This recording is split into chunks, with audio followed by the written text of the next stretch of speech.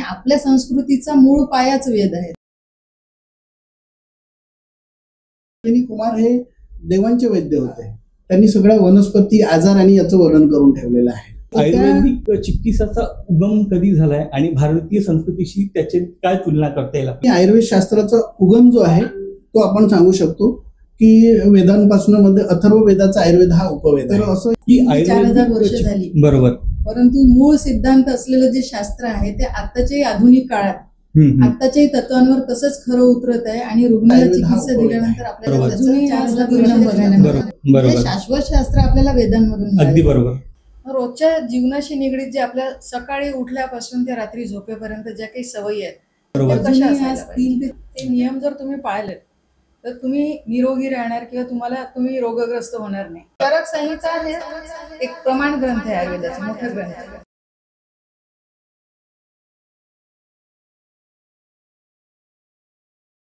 नमस्कार रसिक हो, सह्याद्रीच्या राखणदार या डिजिटल माध्यमांतर्गत संवाद सह्याद्री या कार्यक्रमामध्ये मी अमोल कडूकर आपल्या सगळ्यांचं मनपूर्वक स्वागत करतो आहे. क्षेत्र भरपूर असतात, अनेक क्षेत्र आहे, राजकीय, सामाजिक, सांस्कृतिक, पण एक असं क्षेत्र आहे ज्या क्षेत्रामध्ये, ज्या कार्यामध्ये आपल्या, तुमच्या, आमच्यातल्या दैनंदिन जीवनावर खूप मोठा प्रभाव पडतो. एका जन्मलेल्या बाळापासून तर आयुष्याच्या अंतिम टप्प्यावर असेपर्यंत त्या व्यक्तीपर्यंत ज्या गोष्टीची गरज असते ते म्हणजे आरोग्याशी निगडीत असलेलं क्षेत्र. वेगवेगळ्या व्यक्तिमत्वाचं मिश्रण करणारं एक पती पत्नीचं एक जोडपं आपल्यासोबत आलेलं आहे. आजच्या या कार्यक्रमाचे पाहुणे आदरणीय Shri doctor Rajiv Dhanorkar sir. Dhanorkar sir, आपलं खूप खूप स्वागत आहे. धन्यवाद. आणि त्याचबरोबर आपल्यासोबत आहे त्यांच्या पत्नी doctor Madhuri Dhanorkar madam. Doctor Rajiv Dhanorkar sir हे आयुर्वेदाचार्य आहे आणि त्यांनी पुण्यामधनं MD केली आहे आयुर्वेदामध्ये. आपल्यासोबत आहे डॉक्टर वैद्य माधुरी धानोरकर मॅडम आणि यांनी BMS केलेलं आहे आयुर्वेदामध्ये. तर सर, माझा पहिला प्रश्न तुम्हाला तोच असेल की आयुर्वेदिक चिकित्साचा उगम कधी झालाय आणि भारतीय संस्कृतीशी त्याची काय तुलना करता येईल आपल्याला समजून? आयुर्वेद म्हणजे समुद्रासारखं आहे. खरोखरच आता आम्ही आज 22 वर्ष झाले जेव्हा आम्ही रुग्ण चिकित्सा करतोय तेव्हा असं वाटतं की नाही, आयुर्वेद हा खरोखर समुद्र आहे. इतके वर्ष प्रॅक्टिस केल्यानंतर सुद्धा जेव्हा आज पण आम्ही जेव्हा शास्त्र वाचायला घेतो तेव्हा बऱ्याचशा नवीन नवीन गोष्टी माहिती पडतात. भारतीय संस्कृतीमध्ये जे वेद सांगितले आहेत त्या 4 वेदापैकी जो अथर्व वेद आहे त्या अथर्व वेदाचा आयुर्वेद हा उपवेद असा मानलेला आहे. अथर्व वेदामध्ये सुद्धा पहिल्यांदा बऱ्याचशा वनस्पती, आजार, त्याच्या ट्रीटमेंट याबद्दलची माहिती अथर्व वेदामध्ये आली आहे. त्याचप्रमाणे ऋग्वेदामध्ये सुद्धा अश्विनी कुमार जे म्हणतो आपण, अश्विनी कुमार हे देवांचे वैद्य होते. तर त्या इतक्या जुन्या वेदांमध्ये त्यांनी की ज्वराची चिकित्सा सांगून ठेवलेली आहे. त्यांनी त्याच्यामध्ये हा पण उल्लेख आलेला आहे की एका व्यक्तीचा जो पाय आहे तो लढाईमध्ये कापल्या गेल्यानंतर त्यांनी जोडलाय अश्विनी कुमाराने, या पद्धती सुद्धा वर्णन त्या ऋग्वेदामध्ये आलेलं आहे. तिथे जवळपास 700 मंत्र आणि मंत्र चिकित्सा याचं वर्णन आलेलं आहे. तर असं हे आयुर्वेद जे शास्त्र आहे ते अथर्ववेदाचा उपवेद आहे. आणि त्याच्यानंतर हे जे आयुर्वेदामध्ये असं जे आम्हाला टेक्स्ट आहे त्याच्यामध्ये सांगितलं जातं की ब्रह्म, दक्ष प्रजापती, अश्विनी कुमार, इंद्र आणि त्याच्यानंतर भारद्वाज ऋषी आणि त्याच्यानंतर बाकीचे ऋषी जे नंतर आले, जसे चरक ऋषी झाले, सुश्रुत ऋषी झाले, वाग्भट झाले, अशी ही संप्रदाय आहे. तर अशा ह्या लोकांनी आयुर्वेदाला समृद्ध केलेला आहे. अगदी बरोबर. तर या पद्धतीने आयुर्वेद शास्त्राचा उगम जो आहे तो आपण सांगू शकतो की वेदांपासून मध्ये अथर्व वेदाचा आयुर्वेद हा उपवेद आहे. आणि त्या काळामध्ये वेदांमध्ये सुद्धा त्यांनी सगळ्या वनस्पती, आजार आणि याचं वर्णन करून ठेवलेलं आहे. तर असं या वेदामध्ये आयुर्वेदाचं वर्णन आलेलं आहे. उगम बद्दल बोललो आणि सरांनी खूप अतिशय सुंदर शब्दामध्ये आपल्याला सांगितलं आहे की वेदापासून आयुर्वेद कसं निघालंय आणि त्याचं पुढे कसं आपण म्हणजे त्या युगापासून तर आज कलियुगापर्यंत आपण आलेलो आहे. म्हणजे आपण इकडे आजकाल बघतोय पाश्चिमात्य संस्कृती आहे आणि पाश्चिमात्य संस्कृतीला आपण फॉलो करतोय. तर आपल्या त्या संस्कृतीला पुढे नेण्याचं काम आयुर्वेदाने कसं केलेलं आहे? आता सरांनी जसं सांगितलं की अथर्व वेदाचा उपवेद आहे आणि तो तेव्हापासून ते शाश्वत असं हे शास्त्र आहे. बरोबर. अजूनही आज 3 ते 4000 वर्ष झाली. बरोबर. परंतु मूळ सिद्धांत असलेलं जे शास्त्र आहे ते आताच्याही आधुनिक काळात आताच्याही तत्वांवर तसंच खरं उतरत आहे आणि रुग्णाला चिकित्सा दिल्यानंतर आपल्याला त्याचा प्रत्यक्ष परिणाम चांगला परिणाम बघायला मिळतो. बरोबर. हे शाश्वत शास्त्र आपल्याला वेदांमधून अगदी मिळालं. बरोबर. आणि आपल्या संस्कृतीचा मूळ पायाच वेद आहेत. बरोबर बरोबर. म्हणजे फक्त आयुर्वेद हे तर वैद्यक शास्त्र झालं, अगदी बरोबर. पण वेदांमध्ये संपूर्ण आयुष्याशी निगडीत, मानवाच्या आयुष्याशी निगडीत जे काही क्षेत्र असतील त्या सगळ्यांचं ज्ञान दिलेलं आहे, जे आयुष्य जगण्यासाठी तुमच्या कामी येतं. बरोबर. आणि त्यातला एक भाग आम्ही आयुर्वेद म्हणू. अच्छा. मग आयुर्वेद नक्कीच बाकी क्षेत्राशी सुद्धा निगडीत आहे. म्हणजे वनस्पती शास्त्र असू दे, मग मंत्रचिकित्सा असू दे, किंवा इव्हन पाकशास्त्र आपण म्हणूया, पाकशास्त्राचं सुद्धा खूप डिटेल वर्णन आहे. बरोबर बरोबर. संगीतशास्त्र आहे, संगीताचा सुद्धा उपचारांमध्ये उपयोग होतो. अगदी बरोबर. पाकशास्त्रामध्ये तुम्ही आहार पद्धती कशी ठेवली पाहिजे, पाककला कशी केली पाहिजे, म्हणजे मग आहार कसा चांगला राहील तुमचा, बरोबर. ज्याच्यामुळे तुमचं आरोग्याचं वर्धन होईल. अगदी हे बरोबर. एकमेकांशी सगळे संबंधित आहेत. म्हणजेच आपल्या संस्कृतीचा जो पाया आहे, त्याचा जो मूळ गाभा आहे तो वेद, आणि वेदांमधलाच हा एक भाग आयुर्वेद, आणि तो सगळ्यांशी संलग्नित आहे. अगदी बरोबर. त्याच्यामुळे अजूनही आधुनिक शास्त्रात आपण सगळं जे ज्ञान आपण वेदांपासून घेतोय ते जसं खरं आहे तसं आयुर्वेद सुद्धा त्यांच्याशी लिंक्ड आहे. आणि आताही आपण ते प्रत्यक्ष बघतोय. उलट मी तर म्हणेन की दिवसेंदिवस त्याचं आम्हाला प्रत्यक्ष प्रमाण दिसतंय, आणि ते अनुभवायला पाहिजे सगळ्या, अगदी बरोबर. प्रत्यक्ष उतरवायला पाहिजे जीवन. बरोबर. म्हणजे आपण जे बघतो हे वैद्यकीय चिकित्सा वगैरे हे जे आहेत, म्हणजे 400 वर्षापूर्वीचा इतिहास असेल याला, आपल्या याला. पण आयुर्वेद आपण जे बघतोय म्हणजे आपण रामायण महाभारतात बघायचो की जेव्हा युद्ध चालायचे रामायण म्हणजे महाभारतामध्ये 1000 वर्षांपूर्वीची वर्ष. परंपरा आहे. अगदी बरोबर. बाकीचे जे शास्त्र आहेत त्याच्यामध्ये व्याधी झाल्यानंतर आपण काय करावं बरोबर, त्याच्यानंतर बरोबर. ते ऍक्शन मध्ये येतात. अगदी बरोबर. पण आयुर्वेद जे आहे ती जीवन जगण्याची कला शिकवणारं शास्त्र बरोबर आहे. बरोबर. तुम्हाला असं वाटत नाही का की भारतीय संस्कृतीनी उपचार पद्धती ही या समाजाला दिली? याची उगम जी आहे ते भारतीय संस्कृतीमधनच आहे. बरोबर. वैद्य जे आहेत ते भारतीय संस्कृतीमध्ये वेदांपासूनच तयार झालेले वेगवेगळे वैद्य आहेत. आणि इसवी सन काळामध्ये जर आपण बघितलं तर आपल्याकडनं जेव्हा काही लोकांनी आक्रमण केले तर आपल्याकडले वैद्य ते सोबत घेऊन गेले. काही ग्रंथ संपदा सुद्धा घेऊन गेले आणि त्याच्यावर संशोधन झालेलं आहे. म्हणजे आयुर्वेदावर संशोधन करून त्याच्यात वेगवेगळ्या पद्धती ऍड करून त्याच्यात सगळ्याच पॅथी ह्या त्यांच्या जागेवर सगळ्या छान आहे. अगदी बरोबर. प्रत्येकाचं एक व्हॅल्युएशन आहे. जसं ॲलोपॅथी म्हटलं आपण, इमर्जन्सीमध्ये ॲलोपॅथी औषधी चांगलं आहे आणि ते घ्यावंच लागतं. बरोबर. अगदी बरोबर. होमिओपॅथी पण जे आहेत ते लोक ऍक्सेप्ट करतात. त्याच पद्धतीने आयुर्वेद जो आहे ही आपली भारतीय चिकित्सा शास्त्र आहे. बरोबर. त्याच्यामुळे आपण भारतीय लोकांमध्ये ते रुजलेली आहे. या वनस्पती आहे, निसर्गाने दिलेल्या. माणसाची जेव्हा उत्पत्ती झाली तेव्हा वनस्पतीची उत्पत्ती झाली. मग वनस्पती आपल्याला त्याच्यासाठीच दिलेल्या आहे. अगदी बरोबर. म्हणजे मी तुम्हाला सांगायचं झालं तर 1895 मध्ये हेम्स कमिशन नावाचं एक कमिशन बसलं. तत्पूर्वी भारतामध्ये गुरु शिष्य परंपरेने आयुर्वेदाचं गुरुकुल व्हायचं.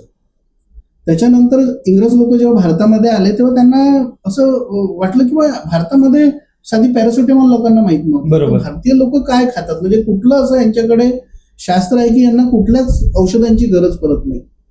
म्हणजे मी तुम्हाला हे 1895 पर्यंत सांगतो. मग त्यांनी एक हेम्स कमिशन बसून त्यांनी एक 3000 पानाचा त्याचा स्टडी आहे, तो आज पण आहे, तुम्ही गुगलवर सर्च केलं तुम्हाला माहित पडेल.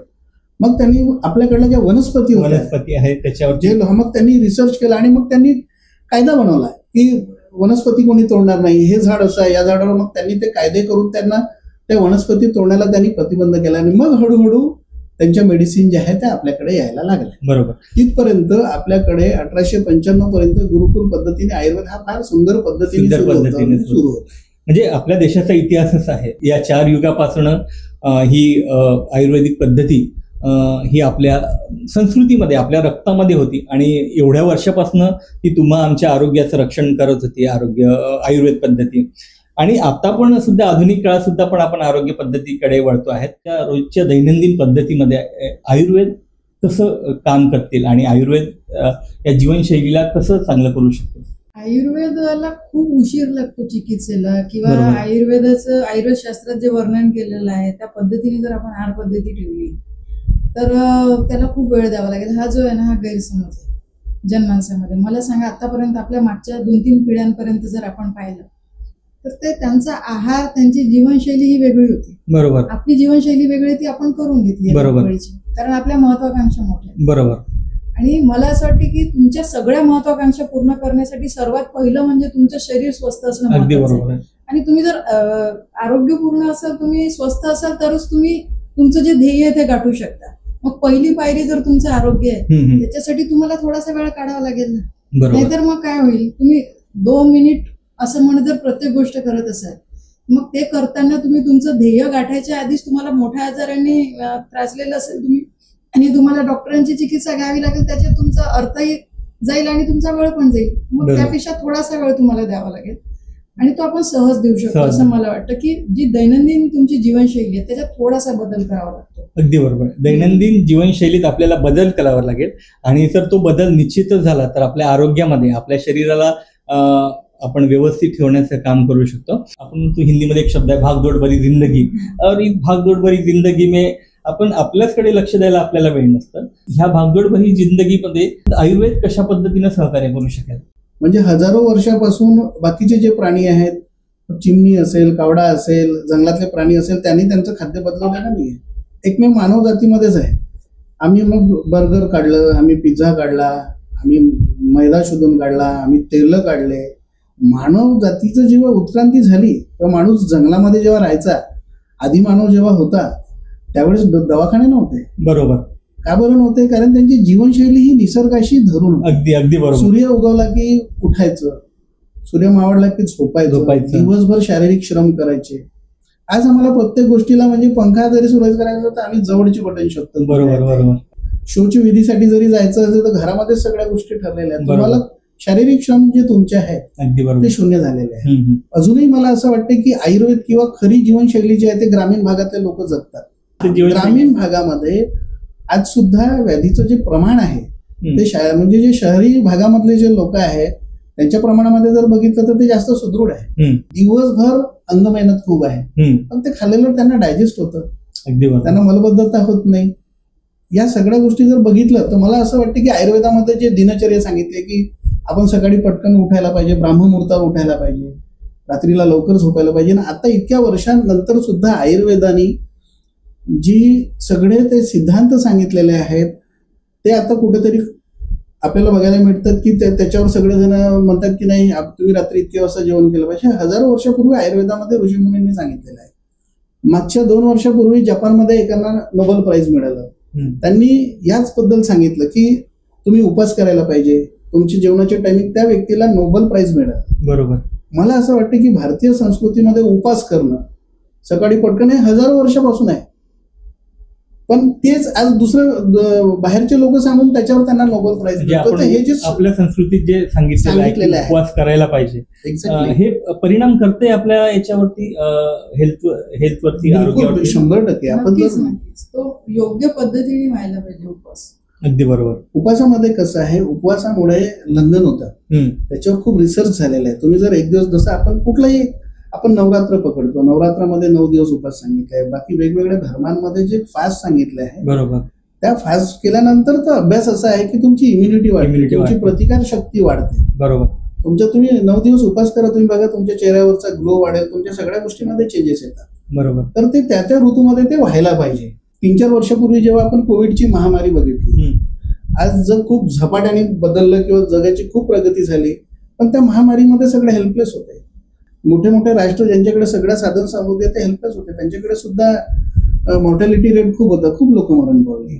मग त्यावेळेस लोकांनी काय म्हटलं की मग तुम्ही हात मिळवू नका, तुम्ही मग ते हात स्वच्छ धुवा. तर आयुर्वेद हे तर हजारो वर्षापूर्वीपासून सांगताय की आम्हाला आठवतं की लहानपणी कोणी जर आलं तर ते बाहेर पाय धुवायला सगळं ठेवायचे. आपल्याकडे पाहुणे आले की बाहेर बाल्टी आणि ते हे ठेवलं, कारण त्यांना माहित होतं की बाहेरून व्यक्ती जेव्हा चालत येतो तर ते जे काही त्याच्या पायाला लागून जे काही जंतू किंवा बॅक्टेरियाज असतील ते घरामध्ये म्हणजे तो व्याधी प्रवेश करत होता. बरोबर. तर इतकं सूक्ष्म विचार त्या लोकांना तेव्हापासून होता. अगदी बरोबर. म्हणून मला म्हणायचं आहे की भारतीय संस्कृतीमध्ये ज्या ज्या गोष्टी सांगितलेल्या आहेत ते विनाकामाचे नाही, प्रत्येकाच्या मागे त्यांनी काहीतरी अभ्यास करून ते सगळे आपल्याला सवय लावून ठेवलेले आहे. बरोबर. म्हणजे आपली जगण्याची दिनचर्या जी आहे, जी जगण्याची जीवन पद्धती आहे, त्या जीवन पद्धतीमध्ये आयुर्वेदाचा खूप मोठा हात आहे असं म्हणायला हरकत नाही आपल्याला. आपल्या देशामध्ये रोज हा दिवस सारखा नसतो. भौगोलिक दृष्टिकोनातून वेगवेगळ्या भागात वेगवेगळे वातावरण असतं, वेगवेगळे ऋतू असतात. तर मग ह्या ऋतूंना आणि रोजच्या दिनचर्येला आयुर्वेद कसं महत्वपूर्ण ठरू शकेल? आयुर्वेदामध्ये कसं आहे, आरोग्य प्राप्तीसाठी तुमचे काही नियम घालून दिले. अगदी बरोबर. ते नियम जर तुम्ही पाळलेत तर तुम्ही निरोगी राहणार किंवा तुम्ही रोगग्रस्त होणार नाही असं वर्णन केलेलं. मग त्याच्यासाठी त्यांनी काय नियम पाळलेत, ते जे नियम आहे ना ते दिनचर्या, रात्रीचर्या, ऋतुचर्या याच्या अंतर्गत येतात. रोजच्या जीवनाशी निगडीत जे आपल्या सकाळी उठल्यापासून ते रात्री झोपेपर्यंत ज्या काही सवयी आहेत त्या कशा असायला पाहिजे, म्हणजे बरोबर. प्रत्येक कार्य कसं केलं पाहिजे याचं सुद्धा पूर्ण डिटेल तिथे दिलेलं आहे चरक संहितेमध्ये. अच्छा, तर म्हणजे मग ते चरक तुम्ही- संहितेनुसार हा, आपण जर चरक संहिता हे एक प्रमाण ग्रंथ आहे आयुर्वेदाचा, मोठा ग्रंथ आहे. चरक ऋषींनी ते लिहिलेलं आहे आणि त्याच्यानुसार पूर्ण आयुर्वेद शास्त्र, चिकित्सा शास्त्र आणि प्रतिबंधात्मक जे आहे ते बरोबर. आपण फॉलो करतो. तर त्याच्यामध्ये दिनचर्येमध्ये काय सांगितलेले आहेत नियम, की तुम्ही सकाळी उठल्यानंतर उठण्यापासून आहे की तुम्ही ब्राह्ममुहूर्तावर उठायला पाहिजे. तर त्याच्या मागे कारण आहे, शास्त्रीय कारण. कारण त्यावेळेस सूर्य जेव्हा उगवलेला असतो तर त्याची किरणं पडतात आणि सूर्य उगवायच्या आधीच तुम्हाला उठायला सांगितलं. तर अगदी जर बरोबर, तुम्हाला अगदी शक्य नसेल आजच्या जीवनशैलीत ठीक आहे, पण तुम्ही अगदीच 9-10 वाजता नका उठू. तुम्ही जर उशिरा झोपला असेल तर तुम्ही 6-7 पर्यंत उठू 6-7 शकता. पर्यंत उठायला पाहिजे. हा, ब्राह्ममुहूर्त हे आयुर्वेदात सांगितलेलं, पण तुम्ही जेवढं शक्य तेवढं तुम्ही फॉलो करू शकता. कारण त्यावेळेस जे दोष वाढलेले असतात ना शरीरात त्याच्यानुसार मलमूत्रांचे वेग आलेले असतात आणि तुम्ही जर लवकर उठलात तर बरोबर नैसर्गिकपणे ते वेग येतात आणि सगळं मल बाहेर पडतं. बरोबर. ते कारण आहे, मुख्य कारण. त्यानंतर जर तुम्ही लवकर उठलात तर शौच, मुखमार्जन सगळं करून तुम्ही स्नान करायला पाहिजे लवकर. त्यानंतर तुम्ही सूर्याच्या प्रकाशात फिरायला पाहिजे, थोडा अल्प व्यायाम करायला पाहिजे आणि त्यानंतर न्याहारी किंवा तुमचं जे काही ब्रेकफास्ट आहे ते हलकं आणि सात्विक असायला पाहिजे असं सांगितलेलं आहे. अगदी म्हणजे बरोबर. त्याच्याने तुम्हाला कसे तुमचं संवर्धन होईल, बल मिळेल, ताकद मिळेल, पण तुम्हाला जडपणा सुद्धा येणार नाही. अगदी हा, बरोबर. म्हणजे तळलेले पदार्थ खाऊ नयेत वगैरे, त्यामध्ये आपण समजू शकतो. आणि त्यानंतर तुम्ही तुमचं जे काही आवडी, आणि हा शब्द वापरलेला की तुमच्या जे आवडीचं काम आहे, तर बरोबर. तुम्ही ज्या क्षेत्रात काम करता तिथे तुम्ही मन लावून मन काम लावून करा काम आणि करायला म्हणजे पाहिजे. तुमचं मन सुद्धा प्रसन्न राहील. आणि मग म्हणजे ते म्हणजे आहारासोबत आपलं मन शांती हा, खूप. असणं आणि अतिशय म्हणजे गरजेचं आहे. आयुर्वेदात फक्त शरीराला महत्व दिलेलं नाहीये, तुमच्या मनाचं स्वास्थ्य आणि शरीराचं स्वास्थ्य, दोन्हीचं स्वास्थ्य म्हणजे पूर्ण स्वास्थ्य बरोबर. असं म्हटलेलं आहे. मन त्यामुळे आणि मनाचा मन सुद्धा आणि विचार करावा शरीर लागतो. एकाग्र करून आयुर्वेद हे असं एकमेव शास्त्र आहे ज्याच्यामध्ये शारीरिक याच्यासोबत मानसिक सुद्धा जे दोन म्हणजे आहे, शरीर आणि मन, या दोघांचा पण विचार केलेला आहे. आणि त्याच्याशिवाय तुम्हाला स्वास्थ्य प्राप्ती होऊ शकत नाही. अगदी बरोबर. अगदी तुमचं बरोबर. शरीर खूप स्वस्थ आहे पण तुम्ही मनाने निरोगी नाहीयेत, तुम्ही खुश नाहीयेत किंवा आणि आजकाल खूप हा, आणि डिप्रेशनचे हे प्रकार वाढत वगैरे चालले. अतिशय वाढत चाललेले त्याचे आहेत. दुष्परिणाम शरीरावरही होतात. तुमची इम्युनिटी सुद्धा वर्क करत नाही आणि तुम्हाला कुठल्याही कामात रस राहत नाही. बरोबर. योगा, व्यायाम, तुम्ही जे प्रकार तुम्हाला आवडीचे ते तुम्ही करू शकता. त्यानंतर तुम्ही तुमच्या कामाला इन्व्हॉल्व करायला पाहिजे कामामध्ये, जे काही तुम्ही ते आवडीने करा. त्यानंतर तुमचं दुपारचं जेवण आहे ते 12 ते 2च्या मध्ये व्हायला पाहिजे. बरोबर. म्हणजे योग्य वेळ जी आहे ती तुम्ही जेवढं फॉलो करू शकता ते करायला पाहिजे.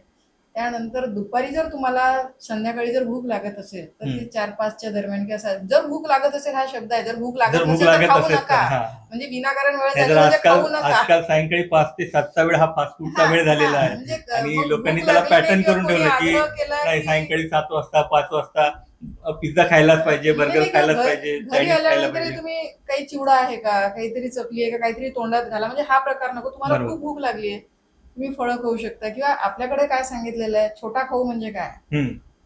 मुरमुरे असतात, मुरमुरे लाह्या असतात, लाह्या असतात, असतात. फुटाणे असतात, म्हणजे भाजलेले आपल्याला शेंगदाणे त्यावेळेस असतात. आपल्याला ते हा, ते हा, खाऊ आणि म्हणून हा, तेच म्हणजे द्यायचे. हे प्रोसेस्ड फूड नाहीये. म्हणजे अगदी जेवढं बरोबर. नैसर्गिक फॉर्म मध्ये आहे, तेलाचा वापर केलेला नाही. बरोबर. त्याच्यामध्ये आता आजच्या भाषेत जर म्हटलं तर प्रोटीन्स ज्याच्यामध्ये आहे, हम्म. म्हणजे कमी मात्रेत घेऊन सुद्धा तुमची तृप्ती होईल हम्म. आणि तुम्हाला ताकद मिळेल. असं थोडंसं अल्प घ्या आणि नंतर तुम्ही एक संध्याकाळी जेवढं लवकर शक्य असेल, जेवढं लवकर शक्य मी म्हणत आहे, म्हणजे तसं तर 7च्या अगोदरच जेवण व्हायला पाहिजे, पण अगदी नसेल बरोबर. शक्य ऍटलिस्ट तुम्ही 9च्या अगोदर 9च्या तुमचं अगोदर जेवण जेवण व्हायला संपवायला पाहिजे. पाहिजे बरोबर. आणि तुम्ही 10 ते 11 दरम्यान तुम्ही झोपायला पाहिजे. पण आता जर ड्युटी अवर्स असतील कोणाचे तर आपण त्यांना कंपल्शन करू शकत नाही, पण ते जर उशिरा झोपत असतील तर ते एक फॉलो करू शकतात की माझी झोप 6 तास होते का, बरोबर. 6 ते 7 तास एवढा म्हणजे जरी नियम तुमच्या फॉलो केला तरी खूप फरक पडतो. झोपण्यामध्ये आणि तुमची जे रात्रीचं जेवण झालंय त्याच्यामध्ये किमान एक 2 तासाचं 2 तरी तासाचं अंतर अंतर असायला असायला पाहिजे. म्हणजे जेवल्या जेवल्या लगेच झोप नाही. त्यानंतर आयुर्वेदाने सांगितलं की जेवण करताना तुम्ही शांत चित्ताने जेवायला पाहिजे. आपले आजोबा लोक आपण बघितले की पूर्वी जेवायच्या पूर्वी ते आपल्या ताटावर छान पाणी करून अन्न परब्रह्म हा, म्हणायचे. अगदी बरोबर. आज आपण तुम्ही ते बघा, मंत्र वगैरे लोकं म्हणायचो. बफेमध्ये उभ्याने जेवतात. आणि आता मोबाईल बघत, टीव्ही बघत TV जेवण बघत. होतं तर मग घरात. आजकाल खूप मोठं म्हणजे लहान मुलांमध्येच आहेत की मोबाईल दिल्याशिवाय मुलं जेवतच नाही. आणि मग Exactly. त्याचा पचनावर खूप विपरीत परिणाम होतो. म्हणजे जर तुम्ही योग्य वेळेवर जर आहार नाही घेतला, तुम्ही खूप चांगलं जेवण करून राहिलाय हम्म. पण तुम्ही उशिरा जेवताय, मग त्या आहार रसापासनं जे रक्त मांस म्हणजे सप्तधातूची जी निर्मिती होते ते न होतात, मग धातू विकृत व्हायला लागतात. बरोबर. मग तुमच्यामध्ये लठ्ठपणा यायला येईल, मग तुमच्यामध्ये हळूहळू डिसीज यायला येईल. निसर्गाची रचना आहे, दिवस आहे काम करा, रात्र झाली झोपा. बरोबर. तुम्हाला जर खूप रेस्ट घ्यायचा आहे तर त्यांनी मिनिमम सांगितलं की तुम्ही 30 मिनिट्स पर्यंत एक छोटासा स्नॅप घेऊ शकता. त्याच्यावर जर तुम्ही दिवा सॉफ म्हणतो आम्ही त्याला, म्हणजे दिवसा झोपणे, मधुमेह सारखे आजार आहे, त्याच्यानंतर ब्लड प्रेशर आहे, स्किनचे आजार आहे, हे सगळे आजार जर तुम्ही दिनचर्या नाही पाडली, निसर्गाने जे म्हणजे अनरिटन लॉज लिहून ठेवलेले आहेत त्यानुसार जर तुम्ही नाही चालले तर मग व्याधी तुम्हाला होतो. बरोबर. आणि मग काय झालं, त्याच्यामुळे अनगिनत लोक दिनचर्या या बाकीच्या गोष्टी आपण मगांपासून चर्चा करतो हे पाडत नाही, आणि मग त्यांचं शरीर जे आहे ते व्याधीचं घर होतं. की कसं असते की प्रत्येक ऋतूमध्ये जो ऋतू आहे म्हणजे त्याच्या विरुद्ध आपली जी आहारशैली आहे किंवा आपलं राहणं जे आहे त्याच्या विरुद्ध असायला पाहिजे. जसं चंद्रपूरमध्ये आपण बघतो की खूप उन्हाळा आहे, खूप उष्णता असते, मग त्यावेळेस काय करायला पाहिजे आपण, की आपण माठातलं पाणी घ्यायला पाहिजे. बरोबर. लोक फ्रीज मधलं पाणी घेतात, बरोबर आहे ना. मग आपण जेव्हा आपण आहार जो आहे तो चाहून घेतो, पण आपल्या जठरामध्ये जठराग्नी आहे, त्या अग्नीचं काम आहे. अग्नी प्रदीप्त राहिले तर तुम्ही जे काही आहार तुम्ही घ्याल त्याला तो डायजेस्ट करेल. तो अग्नी असताना तुम्ही इतकं चिल्ड पाणी जर त्याच्यावर पिताय, थंडगार पाणी पिताय, तर मग तो अग्नी विजला तर मग अग्निमाद्य होईल. बरोबर. मग मी जे सांगितलं ते हळूहळू डिसीज, म्हणजे आम म्हणतो आम्ही त्याला, इनडायजेस्टेड जे फूड आहे ते आम आहे, ते मग शरीरामध्ये सगळ्या व्याधी निर्माण करतात. बरोबर. म्हणून ऋतुचर्यानुसार आपल्या आयुर्वेदामध्ये आपल्या पहिलेच्या सगळ्या ऋषीमुनींनी त्यांनी त्यांची दिनचर्या लिहून ठेवलेली आहे. बरोबर. त्यानुसार आपण ती पाडायला पाहिजे. की आता सध्या पावसाळा सुरू आहे आणि बराच पाऊस पडतोय, आणि या पावसाळ्यामध्ये लोकांना बरेच आजार होतात. तर माझा एक छोटासा प्रश्न असा असेल की या आता सध्या पावसाळ्याच्या या ऋतूमध्ये लोकांनी काय टाळायला पाहिजे आणि काय खायला पाहिजे जेणेकरून त्यांचं आरोग्य याच्यात व्यवस्थित राहील. आयुर्वेदामध्ये 6 ऋतूंचं वर्णन, वर्षा, शरद, शिशिर, हेमंत, ग्रीष्म ऋतू वगैरे. प्रत्येक ऋतूची ऋतुचर्या आहे, म्हणजे ऋतूमध्ये जे बदल आहेत बाहेर वातावरणात त्याच्यानुसार तुम्ही तुमचा आहार बदला, तुमचा विहार बदला, म्हणजे तुमचं आचरण, तुमचं वागणं, फिरणं, ह्या सगळ्या गोष्टी तुमच्या सवयी बदला. आता वर्षा ऋतूमध्ये काय सांगितलं आयुर्वेदामध्ये, की वात दोषाचा काळ आहे. जे 3 दोष आयुर्वेदामध्ये सांगितलेले आहे की तिन्ही दोषांचं संतुलन असेल तर स्वास्थ्य असतं, संतुलन बिघडलं की तुम्हाला काहीतरी रोग होणार. मग वात दोष नैसर्गिकपणे वाढलेला आहे वातावरणात, मग आपल्या आहारामध्ये वात वाढवणारे जे पदार्थ आहेत ते टाळायचे. आता हा ऋतू आहे, याच्यामध्ये अग्निमांद्य सांगितलं. अग्निमांद्य म्हणजे काय, अग्नीची जी पचवण्याची ताकद आहे ती नैसर्गिकता कमी होते. बरोबर. त्याच्यामुळे खूप हलका आहार, खूप कमी प्रमाणात आहार, असं वर्ष ऋतूमध्ये सांगितलेलं. बघा तुम्ही, श्रावण महिना कधी येतो, वर्ष ऋतूमध्ये. मग श्रावण महिन्यात सगळ्यात जास्त सणवार आहेत. मग सणवारांमध्ये काय आहे तर लंगन उपवास सांगितलेले आहे. हा परंपरा म्हणून विचार न करता जर तुम्ही असा विचार केला की त्याच्या मागे शास्त्रीय कारण, उपवास सांगितलेला आहे, वारंवार उपवास आहे, वारंवार सण आलेले, का बरं, की तुम्ही कमी प्रमाणात आणि फलाहार घ्या. श्रावण वगैरे सुरू आहे तर म्हणजे नॉनव्हेज टाळण्याचं ते महत्वाचं कारण. नॉनव्हेज टाळण्यामागचं कारण हे आहे की यांच्यामध्ये काय असतं, हे ब्रीडिंग टाइम आहे त्यांचा, त्यांच्यामध्ये हार्मोनल चेंजेस आलेले असतात त्याच्यामध्ये. या काळामध्ये जर खाल्ले तर त्यांच्यातले दोष जे आहेत ते आपल्या शरीरामध्ये म्हणजे त्याचे चान्सेस जास्त असतात, आणि आपल्या शरीराची ती ताकद नसते या ऋतूत पचवण्याची. त्याच्यामुळे ते टाळायला पाहिजे. आता लोकांचं कसं आहे आधुनिक जीवनशैली, श्रावण काय पाळायचा, मग सगळ्याच महिन्यात खातो, याच्यात काय नाही खायचं. बरोबर. त्याच्यामध्ये अग्नीचा विचार व्हायला पाहिजे की पचन संस्था जी आहे ती कमजोर झालेली असते, आणि मग ते पचलं नाही की जास्तीत जास्त व्याधी तयार होतात. बरोबर. तुम्ही बघाल, एकतर पाऊस असतो त्याच्यामुळे संसर्गजन्य व्याधी, डायरिया सारखे प्रकार आहेत वगैरे सगळे वाढलेले असतात. तर त्याच्यामुळे आहार जो आहे ना तो खूप सात्विक, जसं नागपंचमी का बरं लाह्या सांगितलंय, का बरं गोपाळकाला सांगितलेलं आहे तुम्ही लाह्याच खा किंवा दूध घ्या थंड, म्हणजे लाह्या हे भाजकण नाही, म्हणजे वात दोषाला शमन करतं, खूप हलकं आहे, तुम्ही खूप खाल्लं ना तरी ते हलकंच आहे पचायला. म्हणजे आम्हाला लहानपणी खाऊ म्हणून लाह्या, मुरमुरे फुटाणे द्यायचे, ते एक प्रकारचं आपल्याला औषध म्हणूनच आपली ऋतुचर्या ऍक्च्युली आपल्या सणांमध्ये ती परंपरेनुसार आलेली ती ऋतुचर्या आहे. तेव्हाच्या काळी लोकांना ते पटायचं नाही किंवा जे काही शिक्षण नव्हतं, ज्ञान नव्हतं, त्याच्यामुळे त्यांना ते शास्त्रानुसार आलं, मग ते पाळायचे, या सणाला असं करावं लागतं म्हणून ते करायचे, त्यांना माहिती नव्हतं शास्त्रीय कारण. पण आज जर शास्त्रीय कारण आपण समजून घेतलं ना परंपरांमागचं, तर त्याचा उपयोग खूप चांगला होईल आपल्याला. मग वर्ष ऋतू आहे तर बाहेर पावसात न भिजणं, किंवा तुम्ही आल्याचा चहा, हळदीचा चहा, हे सगळं सांगितलेलं आहे. शिळे पदार्थ खाऊ नका, तळलेले पदार्थ खाऊ नका, ही सगळी त्याच्यामध्ये आहाराची नियम सांगितलेले आहेत. ऋतुचर्येमध्ये आहार विहारामध्ये काय तुम्ही पावसात फिरायचं नाही किंवा थंड वस्तूंचं परत सेवन करायचं नाही, तर आता पावसाळ्यामध्ये आईस्क्रीम खातात. बरोबर. बघ, त्याच्यामुळे तुम्हाला व्याधी होणार. तर ही झाली तुमची ऋतुचर्या, आणि तुम्ही जर नियम पाळले तर कमीत कमी व्याधी होतील. बरोबर. म्हणून ऋतुचर्या पाळायला पाहिजे. त्याच्यानंतर सदवृत्त पालन हा एक शब्द आलेला हा. आयुर्वेदामध्ये. म्हणजे जसं मी मगाशी बोलले की शरीरासोबत मनाचा विचार मनाचा केलेला आहे. विचार. म्हणजे मनात जर तुमच्या विकार आले तर त्याचा परिणाम शरीरावर दिसतो. म्हणजे बरोबर. तुम्ही चिडलात, काही वेळाने तुमची धडधड वाढेल, हम्म. ब्लड प्रेशर वाढू रागावर शकतं. नियंत्रण हा, नाही. रागावर नियंत्रण करायला पाहिजे. तर ते काय, मनामध्ये विकार आलेला आहे तो. अगदी म्हणून बरोबर. सदवृत्त पालन हे सांगितलं की कोणाचा राग करू नका, सगळ्यांशी प्रेमाने राहा, कोणाशी ईर्ष्या करू नका. हे जे तुम्ही चांगल्या लोकांच्या संगतीमध्ये राहा म्हणजे आणि जी वाईट लोक आहेत त्यांच्यापासून दूर राहा. म्हणजे इथपासनं वर्णन आहे, कारण त्याचं तुमच्या मनावर परिणाम होऊन अल्टिमेटली तुमच्या आरोग्यावर बरोबर, त्याचा म्हणजे दुष्परिणाम शरीरासोबत होतो. आपलं मन सुद्धा स्वच्छ असणे हा, अतिशय गरजेचं तर आहे. हे सगळे नियम आयुर्वेदात सांगितलेत, आणि हे नियम जेवढे तुम्ही पाळाल हम्म. तेवढी तुम्हाला आरोग्य प्राप्त होईल. बरोबर. हे सगळे नियम आणि अतिशय सुंदर. म्हणजे मला असं सांगा वाटतं की आता मॅडम आणि सरांनी जे आपल्याला सांगितलंय की याला जरी आपण फॉलो करत गेलो ना तर निश्चितच 50% आरोग्य आपलं असंच आपलं सुरळीत आणि चांगलं राहील. आणि आयुर्वेदामध्ये ते सांगितलं आहे, म्हणजे ज्या प्रकारे दिनचर्या, म्हणजे मधल्या काळामध्ये जेव्हा कोरोनाचा काळ होता त्यावेळेस बऱ्याच लोकांनी हे सगळं फॉलो करणं सुरू केलेलं होतं. आणि त्यावेळेस ज्या ज्या लोकांनी हे सगळं फॉलो केलं त्यांना कोविड पासून बराच आराम मिळाला, ते बचावले त्याच्यामध्ये. पण आता परत आपण परत त्या ट्रॅक मध्ये आलो आणि परत याच्यामध्ये आपल्याला हे ऍड करता येईल की जसं आता हा पावसाळा ऋतू चालू आहे, या ऋतूमध्ये ज्या आता रानभाज्या येतात, बरोबर, त्या रानभाज्या कोणी लावलेल्या नाहीत, नाही, त्या निसर्गाने दिलेल्या दिलेल्या त्या होतात. आणि रानभाज्या वर्षा ऋतूमध्ये त्या आपण खायला पाहिजे. बरोबर. त्याच्या म्हणजे इतके, म्हणजे त्याच्यामध्ये जे प्रोटीन्स आहेत, त्याच्यामध्ये जे काही कंटेंट्स आहेत ते कुठल्याही भाज्यांमध्ये नाही. बरोबर. तुम्ही विचार करा ना, ह्याच ऋतूमध्ये नेमक्या त्या ऋतूमध्ये त्याच भाज्या येणार ज्याची आवश्यकता आहे. बरोबर. हे निसर्गाने तयार केलेलं आहे तुमच्यासाठी, पण आपण ती ओळख विसरलोय. बरोबर. कारण आपण निसर्गापासून दूर चाललोय. म्हणजे निसर्गाने खूप काही दिलेलं आहे आपल्याला, फक्त आपल्याला ते घेता आलं पाहिजे. सांगतो की आताच मुलांना जर म्हटलं ना की पत्रावळीमध्ये जेवण करणं पंक्तीमध्ये, ही आपल्याकडे प्रथा होती. डिस्पोजेबल प्लास्टिकचे नव्हते त्यावेळेस, पळसाच्या पाण्यात जेवण, कुड्याच्या पाण्याची. आणि बघा तुम्ही, पावसाळ्यात जी येते ती कुड्याच्या पाण्याची. बरोबर. त्याला कुटज म्हणतात आयुर्वेदात. ती औषधी वनस्पती आहे आणि ती अँटी डायरियल प्रॉपर्टीज आहेत त्याच्यात. बघा, अँटी डायरियल प्रॉपर्टीज आहेत, आणि त्याची जेव्हा पत्रावळ करून त्याच्यात गरम अन्न वाढलं जातं, सणावारांना खायची पद्धत होती, त्याच्यामधले ते जे काही इसेन्स आहे आणि काही वोलेटाईल औषधी द्रव्य आहे ते त्याच्यामध्ये अन्नात उतरायचे आणि ते तुमच्या आहारातनं शरीरात जायचे. म्हणजे इतका सूक्ष्म विचार.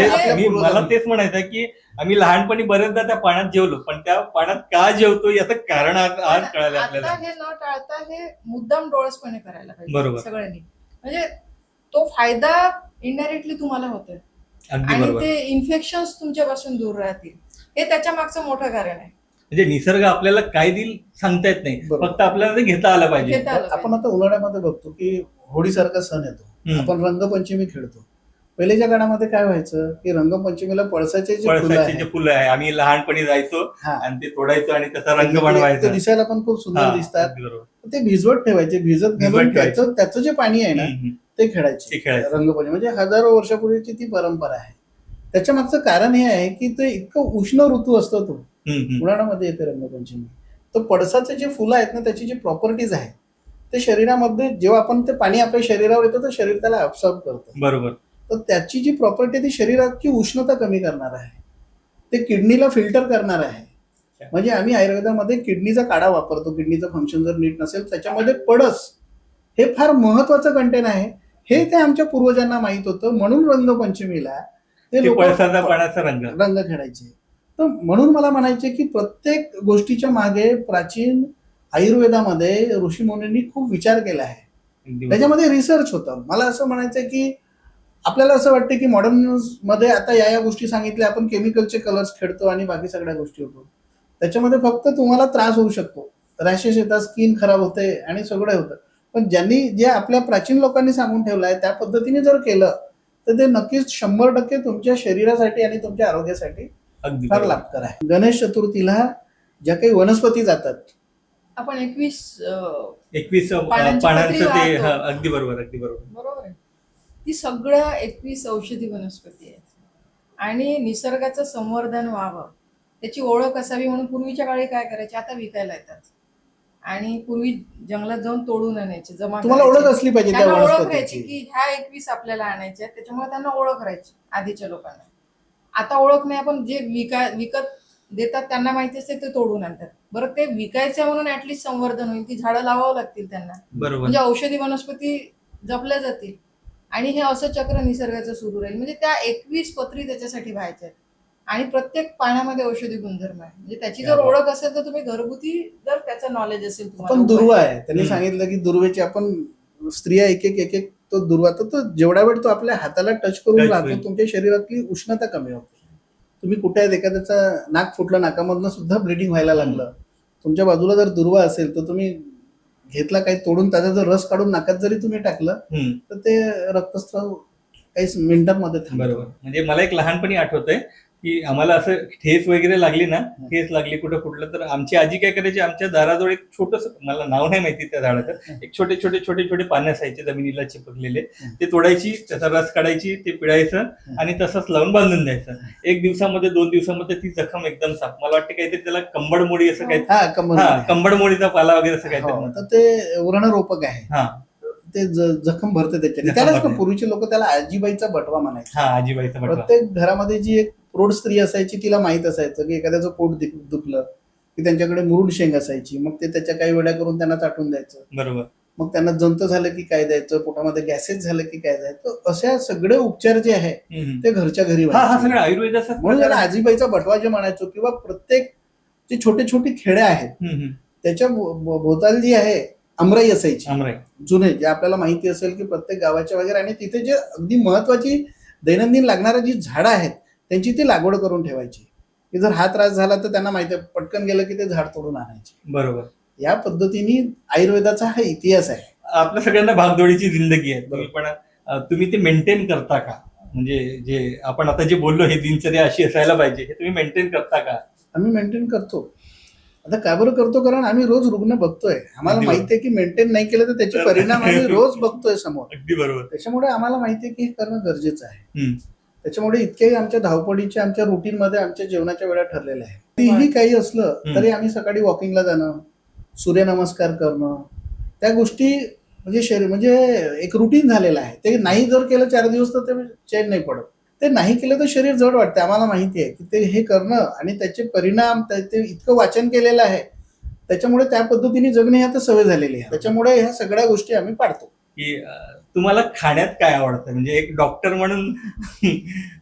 म्हणून आणि एक वैयक्तिक व्यक्ती म्हणून खाण्याच्या बाबतीत तुम्हाला स्वतः असं काय आवडतं की हे खाल्लं पाहिजे, जे पौष्टिकही असेल, आरोग्याला असेल आणि आपल्या जिभेलाही त्याचं चव मिळेल असं? आणि इतक्या वर्षापासून काम करतो तर माहित आहे. आता काही खाण्याची हिंमत नाही होत, कारण तो पण एक ड्रॉबॅक आहे. आम्ही जेव्हा बघतो किंवा सगळं माहिती असते आपल्याला तेव्हा मग बऱ्याचशा गोष्टी खाण्याची हिंमत होत नाही. बरोबर बरोबर. तुम्हाला करायचं असेल तर घरी करून खा. बरोबर. कारण घरी बनवताना त्याच्यामध्ये प्रेमभाव असतो. अगदी बरोबर. स्वच्छता असते. घरची स्त्री बनवते ती, त्याच्यामध्ये फक्त काही हे नसतं. बरोबर. त्याच्यासोबत तिचा प्रेमाचा जो भाव असतो, मग ते आपल्या शरीराला सगळं सात्म्य होते, ते असात्म्य होत नाही. आपण त्याला कसं दुसऱ्या पद्धतीने कन्वर्ट करून, म्हणजे जिभेची पण सोय झाली पाहिजे. बरोबर. आणि शरीराला त्याचा अपाय पण नाही झाला पाहिजे. बरोबर. या पद्धतीने आम्ही आमची दिनचर्या आणि सगळं खानपान असतं. परत आम्ही हे बघतो की आता रानभाज्या हा फार आवडीचा विषय आहे. आपल्या चंद्रपूरला बऱ्याचशा खेड्यापाड्यावरच्या ज्या स्त्रिया आहेत त्या रानभाज्या घेऊन येतात. त्यांच्याशी आमची खूप ओळख आहे. आमच्या आरोग्यधामला रानभाज्या महोत्सव घेतला. त्याच्या मागचा कॉन्सेप्ट असा होता की चरक ऋषी, आपण वारंवार चरक आचार्यांचं नाव घेतो, त्या चरक आचार्यांनी 5000 वर्षापूर्वी, म्हणजे जे दिनचर्येचा आपण मगाशी विषय केला की आपण झोपताना आपलं डोकं कुठल्या दिशेला असायला पाहिजे, आपण सकाळी झोपून उठल्यानंतर पहिले आपण दोन्ही आपला हात बघायला पाहिजे, इथपासनं त्यांनी म्हणजे तुमच्या घरातलं शौचालय किती लांब असायला पाहिजे, इतक्या बारीक बारीक सूक्ष्म गोष्टी ज्या व्यक्तींनी या आम्हाला दिल्या आयुर्वेदाला.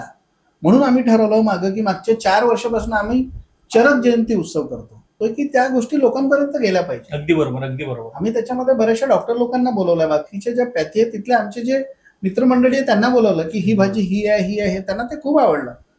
ते म्हणाले की तुम्ही यावेळेस रानभाज्या ठेवलेल्या आहे, पुढच्या वेळेस त्या तयार करून ठेवा, म्हणजे आम्हाला चव पण त्याची कळेल. म्हटलं बिलकुल डेफिनेटली त्याचं पण करता येईल. तर आमच्या खाण्यामध्ये आम्ही रानभाज्यांचा खूप वापर करतो. अगदी बरोबर. आणि विदाऊट पॉलिश, ऑर्गॅनिक कुठनं भेटतो अशा लोकांच्या संपर्कात राहतो, ते पण आम्ही घेऊन ठेवतो. आणि ह्या सगळ्या गोष्टी आता आयुर्वेदामध्ये असल्यामुळे आम्हाला माहिती आहे, आम्ही पाहण्याचा तो प्रयत्न करतो. Tongue is a mirror of digestive system. एखाद्या व्यक्तीची जीभ जरी बघितली तर त्याच्या पोटातलं सगळं वातावरण त्या जिभेवर आम्हाला कळतं की आतमध्ये काय गडबड आहे. मग त्याला विचारलं की तो सांगतो, नाही डॉक्टर माझा जॉब असा आहे. तर आयुर्वेद आणि पंचकर्म हे काय आहे? शमन चिकित्सा आणि शोधन चिकित्सा. शोधन चिकित्सामध्ये पंचकर्माचा अंतर्भाव होतो. शमन चिकित्सा म्हणजे आपण जी औषधी देऊन जी चिकित्सा करतो, आणि शोधन चिकित्सा म्हणजे शुद्धी चिकित्सा, शरीराची शुद्धी करणे. अगदी बरोबर. आणि जेव्हा दोष खूप जास्त प्रमाणात असतात किंवा मलभाग टॉक्झिन्स खूप शरीरात जास्त आहेत, त्याचा व्याधी खूप वाढलेला आहे, तर मग अशा रुग्णांना पंचकर्म चिकित्सा देऊन त्याच्या शरीराची आधी शुद्धी करावी लागते आणि मग त्याच्यावर औषधी द्रव्य काम करतात. सगळ्यांनाच पंचकर्म चिकित्सा करायला पाहिजे गरज नाही, व्याधीनुसार आपण ठरवतो. पण स्वस्थ राहण्याच्या दृष्टीने सुद्धा काही पंचकर्म सांगितलेले आहेत, ते आपण स्वस्थ व्यक्तींना सुद्धा करू शकतो. तर पंचकर्माबद्दल बरंचसं अज्ञान आहे किंवा माहिती नाही आहे जनमानसामध्ये, त्याच्यामुळे ते फक्त मालिश आणि शेक घेणं म्हणजे पंचकर्म असं समजतात. पण ते पंचकर्म नाही आहे. ॲक्च्युली पंचकर्माच्या पूर्वीची जी क्रिया असते, आम्ही ज्याला पूर्वकर्म म्हणतो, म्हणजे संपूर्ण शरीराची मालिश करणे आणि संपूर्ण शरीराला शेक देणे, ही पहिली पायरी आहे फक्त पंचकर्माची. म्हणजे वमन, विरेचन, नस्य, बस्ती आणि रक्तमोक्षण हे 5 महत्त्वाचे पंचकर्म सांगितलेले आहेत. अगदी बरोबर. म्हणजे 5ही पंचकर्म जे आहे ना, ते शरीर शुद्धीसाठी आपण वापरतो. मग वमन चिकित्सा म्हणजे काय? वमन म्हणजे उलटी करणे. उलटी करणे म्हणजे अगदी आला रुग्ण आणि असं नसते. रुग्णाचा इतिहास घेऊन त्याचा व्याधी कुठला आहे आणि त्याला वमन दिलं पाहिजे का, विरेचन दिलं पाहिजे का, हे एक तज्ज्ञ पंचकर्म डॉक्टर ठरवू शकतो. कारण काहीतरी वाचून येतात, गुगलवर बघून येतात, मला हे करायचं आहे, त्यांना पूर्ण कळत नाही, ते ठरवतात. रुग्णाने ठरवलं तर नाही जमणार, कारण तज्ज्ञ डॉक्टरांना माहीत असते की या रुग्णाला कुठल्या पंचकर्माची गरज. त्याच्यामध्ये औषधी द्रव्य दिले जातात किंवा काही तूप आपण घ्यायला देतो, काही दिवस आधी सिद्ध तूप असतात. मग ते घेतल्यानंतर त्याचे पण नियम असतात. ते घेऊन मग मालिश, शेक असं करून त्यांना उलटी करण्याचं औषध दिलं जातं. आणि मग त्याच्यानंतर सुद्धा आहाराचे नियम असतात आणि ते पूर्ण पाळून घ्यायचे असतात रुग्णाकडून, तेव्हा ती चिकित्सा पूर्ण होते. म्हणजे एक 10 ते 15 दिवसांचा वेळ ते एका कर्मासाठी जातो. वमन शास्त्रोक्त जे वमन आहे ते सोपं नाही, ते कठीण असतं. म्हणजे जवळपास आम्ही 5 लिटरचं औषधी द्रव्य जे आहे, काढा असेल, उसाचा रस असेल, दूध असेल, असं सगळं आम्ही पाजून मग ते पेशंटला वमन. त्याच्यासाठी रुग्ण सुद्धा हा हिंमतवान आणि त्यांनी त्या गोष्टी पाळल्या पाहिजे जे आम्ही सांगतो. बरोबर. तर मग ते वमन जेव्हा छान होतं, मग त्यानंतर त्या वमनाचे जे रिझल्ट्स आहेत ते सुंदर येतात. मग आम्लपित्त असो, स्किनचे प्रॉब्लेम असो, संधिवात मॅडमनी सांगितलं, आम्हाला या सगळ्या गोष्टींवर मग वमनाचे फायदे येतात. तसं विरेचन आहे. विरेचनामध्ये आम्ही औषधीयुक्त द्रव देऊन म्हणजे त्याला शौचास करतो, म्हणजे त्याची कोष्ठ शुद्धी करतो. त्याच्यानंतर बस्ती चिकित्सा झाली.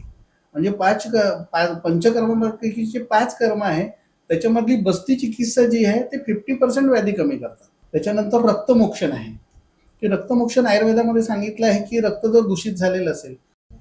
तसं विरेचन आहे. जलोका जे असतात, ज्याला आपण जडू म्हणतो, त्या आयुर्वेदामध्ये ज्या जडू वापरलेल्या आहेत त्याचा कुठलाही अपाय होत नाही. मग त्या जडू आम्ही त्या भागावर लावतो. मग त्या काय करतात की ते दूषित रक्त जे आहे ते शोषून घेतात. जवळची जी ज्या शिरा असतात त्याच्यातनं सुद्धा निडल्सने आम्ही रक्तमोक्षण करतो. त्याच्यानंतर नस्य चिकित्सा सांगितलेली आहे, नस्यकर्म. नस्यकर्मामध्ये सांगितलंय की नासा ही शीर्षद्वार, म्हणजे ऊर्ध्व जत्रुगत, म्हणजे आपल्या क्लॅव्हिकलच्या वरचा जो भाग आहे त्याच्यामध्ये कुठलाही जर जसं मायग्रेन असेल, नैराश्य असेल, डिप्रेशन असेल, तर आम्ही त्याच्यामध्ये नस्य चिकित्सा करतो. जसं जानुबस्ती झालं, कटिबस्ती झालं, म्हणजे गुडघ्याला संधिवात आहे, मग आम्ही कणकीची पाड करून तिथं तेल ठेवतो. अगदी बरोबर. प्रत्येक वेगवेगळ्या रुग्णाला पंचकर्म, म्हणजे त्याच्या तक्रारीनुसार, प्रकृतीनुसार आपण मग ते औषधी द्रव्य बदलतो. म्हणजे इन्फर्टिलिटीच्या ज्या केसेस येतात सगळ्या तपासण्या करून, आणि मग त्याच्यानंतर जर त्यांना राहत नसेल तर बरीच कारणं असतात प्रत्येक रुग्णानुसार. एक रुग्ण होती, तिला ट्युबल ब्लॉकेज होतं आणि तिला ऑपरेशनचा सल्ला दिला होता, पण त्यांनी हेही सांगितलं होतं की 100% आम्ही गॅरंटी देऊ शकत नाही. जरी ऑपरेशनने ट्यूब खोलली तरी आम्ही सांगू शकत नाही की तुम्हाला मूल राहील की नाही. तिला उत्तरबस्ती चिकित्सा दिली आणि औषधी चिकित्सा दिली, आणि त्या रुग्णाला 6 महिन्यानंतर जेव्हा तिची प्रेग्नन्सी पॉझिटिव्ह आली, तर रुग्णाच्या चेहऱ्यावरचा जो आनंद आहे ना, तो आम्हाला सगळ्यात मोठा आनंद देतो. चंद्रपूर शहरामध्ये या सगळ्या वेगवेगळ्या रुग्णांना उपचार देऊन त्यांना ठीक करण्याचं, त्यांच्या चेहऱ्यावर हास्य फुलवण्याचं कार्य हे दाम्पत्य करतायत. आपल्या सगळी सह्याद्रीच्या संवाद सह्याद्री या कार्यक्रमामध्ये आज आपल्या सोबत जे पाहुणे आलेत श्री डॉक्टर राजीव धानोरकर आणि डॉक्टर माधुरी धानोरकर मॅडम आणि सर, तुम्ही आमच्या कार्यक्रमात आलात आणि खूप सुंदर चर्चा आमच्याशी केली. याचा नक्कीच फायदा बाकी रुग्णांना होईल. तुम्ही आमच्या कार्यक्रमात आलात त्याबद्दल खूप खूप धन्यवाद. खूप खूप धन्यवाद. आणि असंच तुम्ही आमच्यासोबत बघत राहा सह्याद्रीचा राखणदार. अशा वेगवेगळ्या कार्यक्रमाच्या माध्यमातून, वेगवेगळ्या व्यक्तिमत्वाच्या माध्यमातून आम्ही तुमच्या समोर येऊ आणि तुमच्या जीवनशैलीत बदल करण्याचा प्रयत्न करू. बघत राहा सह्याद्रीचा राखणदार.